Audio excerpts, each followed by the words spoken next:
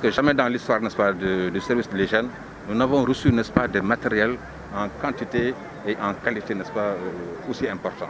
Et c'est ce qui nous a permis vraiment de pouvoir mener, n'est-ce pas, ces opérations comme celle d'aujourd'hui. Donc aujourd'hui, nous savons tous que la transmission communautaire, bien que la situation soit encore sous contrôle au Sénégal, mais les cas communautaires commencent toujours, augmentent de jour en jour. Et ce qui veut dire que la transmission, n'est-ce pas, du virus est très active, n'est-ce pas, ici au niveau du Sénégal, et particulièrement à Dakar, qui se trouve être l'épicentre, n'est-ce pas, de l'épidémie. Donc nous avons pensé mettre en place une stratégie, n'est-ce pas, de désinfection, n'est-ce pas, à grande échelle, de tous les endroits où le virus, n'est-ce pas, pourrait se trouver. Donc on va traiter vraiment les services publics, n'est-ce pas, qui reçoivent, n'est-ce pas, du monde. On va traiter, n'est-ce pas, les artères, on va traiter les marchés, on va traiter, n'est-ce pas, les mosquées, parce que tous ces espaces-là reçoivent du monde. Et comme la transmission est communautaire, on ne sait pas qui est qui, on ne sait pas qui l'a et qui ne l'a pas. Donc nous pensons que si nous déroulons, n'est-ce pas, cette opération-là, cela pourra permettre, n'est-ce pas, de réduire en tout cas considérablement la quantité ou le nombre de virus, n'est-ce pas, circulants ou qui pourraient contaminer ces surfaces. Donc je voudrais encore une fois remercier Monsieur le ministre des collectivités territoriales pour son engagement, pour son soutien.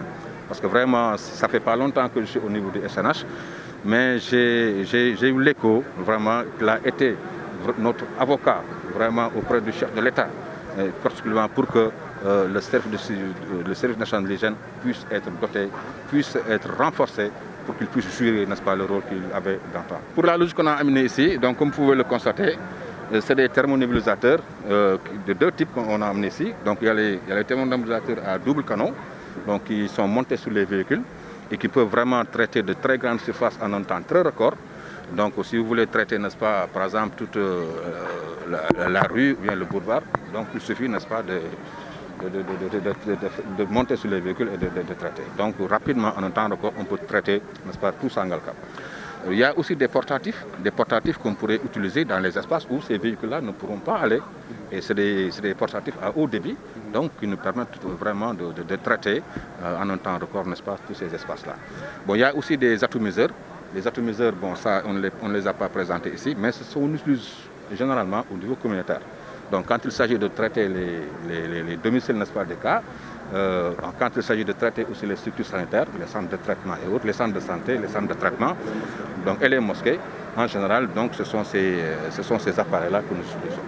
Vraiment, il y a aussi des motos que le président nous a données. Bon, peut-être que les motos vont venir après, de même que les autres appareils. C'est pour dire vraiment que nous adressons nos remerciements vraiment au chef de l'État pour ce geste-là. Et maintenant, je crois que la balle est un peu dans notre camp si nous parvenons vraiment à régler les problèmes. Non, parce que, bon, comme je l'ai dit tantôt, on a un autre problème que nous avons, c'est le problème des effectifs. C'est le problème des effectifs. Et là aussi, je crois que le président a vraiment validé le plan d'investissement qui prévoit, n'est-ce pas, un recrutement d'ici les 2 prochaines années, n'est-ce pas, de 1000 et quelques agents. Donc ce qui va nous permettre vraiment d'avoir assez d'effectifs pour traiter tout cela. Mais ce qu'on fait actuellement, donc on convainc toutes les autres brigades, que ce soit la brigade, n'est-ce pas, de Guédiawaye, la brigade de Pikine. Donc vraiment, on mutualise nos forces, n'est-ce pas, pour venir traiter. Mais Sangalkam, la brigade de Rufisque, effectivement, aura sa dotation dans le matériel qui a été offert par le chef de l'État.